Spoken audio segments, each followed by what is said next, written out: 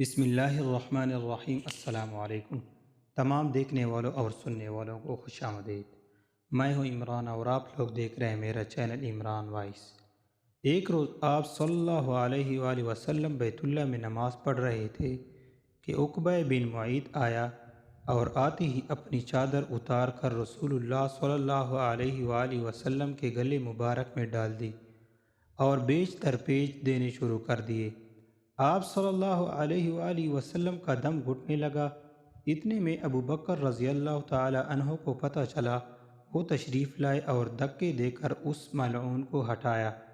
کفار نے آپ صلی اللہ علیہ وآلہ وسلم کو طرح طرح کی تکلیفیں دی، کبھی جسم اطہر پر نجاستیں ڈالی، کبھی گلے میں پندہ ڈال کر کھینچا، گھر کے دروازے کے سامنے کانٹے بچھائے تاکہ صبح سویرے جب آپ یا آپ کے بچے باہر نکلے تو کوئی کانٹا پاؤں میں چھپ جائے، گالیاں دی، قتل کے منصوبے بنائے، جسم اطہر کو لہو لہان کیا، قید میں رکھا۔ آپ صلی اللہ علیہ وآلہ وسلم کے سین میں پکے ہوئے کانے پر غلاظتیں پھینکی۔ آپ صلی اللہ علیہ وآلہ وسلم کی شان میں اس قدر گستاخیاں کی کہ اللہ کی پناہ، کبھی پاگل کہہ کر پکارا اور کبھی جادوگر، نعوذ باللہ، کبھی مذہب کہا اور کبھی شاعر، اللہ کی پناہ۔ ابو لہب نے تو ایک مجلس میں یہاں تک کہہ دیا کہ محمد صلی اللہ علیہ وآلہ وسلم تیرے ہاتھ مبارک ٹوٹ جائیں، نعوذ باللہ۔